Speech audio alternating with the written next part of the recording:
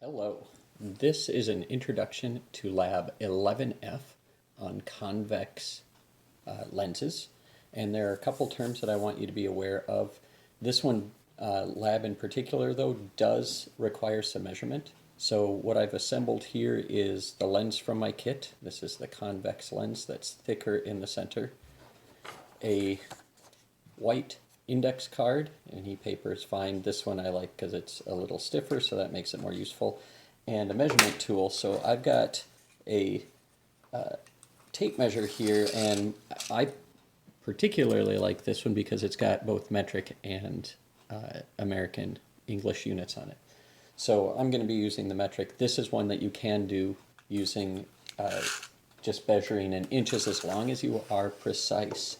I'd suggest recording any measurements in decimal inches if you do, so translate that quarter or eighth or 16th of an inch into decimal to make it a little easier, especially when you start doing the calculation portions in later parts. So the first thing you need to do is to characterize the lens that's in your kit. And by characterize, I mean figure out what the focal length is. A lens will focus, it works very much like a mirror, a curved mirror, I should say.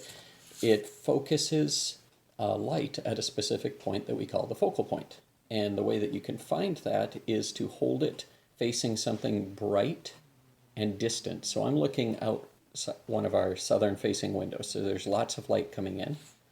And then I want to move this screen, move it relative to the screen. Let's see if you can see that, so that you get a nice sharp image. I'm not looking at the bar in the window, I'm looking at the house, my neighbor's house behind me. That's the distant object. So all of the light rays coming from it are basically parallel when they hit this lens. And so I want to hold it at a distance that focuses that as a sharp image. It will be upside down, of course, as you noted in the last lab. And I would actually orient this then on close to my table here so that I could make that measurement, but I wanted to make sure you could see it. So I've got my tape measure back here. If I do a similar thing and orient this correctly, I would be able to put this, say, at the 40 and measure where the lens is. And so this looks to be a 10.0 centimeter focal distance lens. If you're using metric, you'll probably find that they are relatively round numbers. So 10 does not surprise me. So that's the first thing. I need to know the focal length. Now the second part of this is we're going to be using this same lens, now that we know its focal point, to image another object that's in the near field, close to this.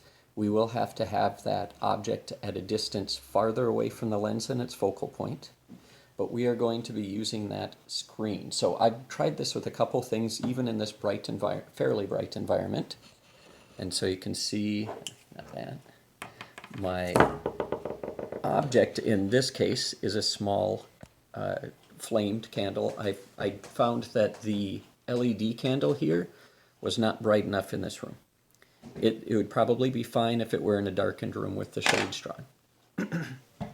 Okay, and I'm going to set this up where the center of the flame here, it's not a very big flame, so the center of it is on 5 centimeters. And I'm going to have my screen out here. And I'm going to be moving my lens until I find the place where a good image is formed. So I would suggest find a place that's a little bit farther away. So I'm going to start at 50 centimeters. So there's a separation of 45 centimeters between my object and my screen. And I want to move my lens until I get a sharp image of my object, the flame. And I did it right here. So that was at 22 centimeters.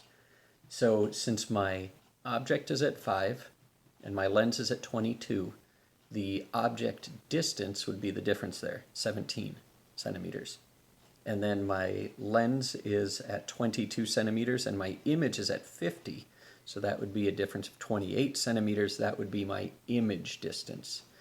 So that's sort of the easy part. Now the hard part is I also want you to measure the feature size of this. So in this case, that would be how big is my actual flame? That would be the object size. I could measure either the height or the width, and then measure that same feature, either the height or the width, on my image.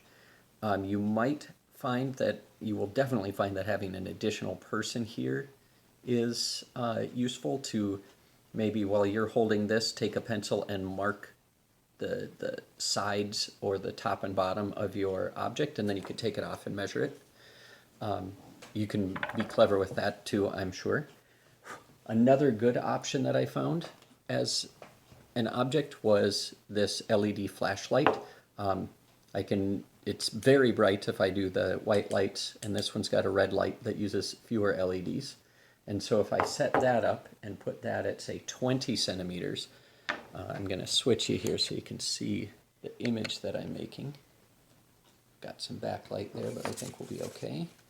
So I'm going to put this a little distant and then move my lens so that it's going to make an image. And we can sort of see a blob in there, but that's not what we're looking for. As I move it, I will see at some point quite a crisp, okay, and that's a little too far, quite a crisp image right there, and I can kind of make out what looks to be an H in the center of this. That's the shape of the LED inside. And then I would make the same measurements here. This would be a little bit more difficult to get a precise measurement of the actual size of the object inside, but is a really nice option. It's very bright. It will not burn your house down. Not that the candle should either. But different options like that are good. Something with small light bulb Christmas lights would work well. And those would be easy to measure. The feature size of anything that throws off a fair bit of light should allow you to finish this. And then complete those measurements. I'd like you to try at least 5 different combinations of this. So as I'm holding the screen out here, my original was at 50.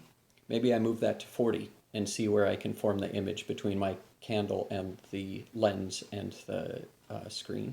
And then move it out to 60. So I want to change those up to get different combinations of object and image distances. If I kept doing the same thing, I'd keep finding the exact same ratio.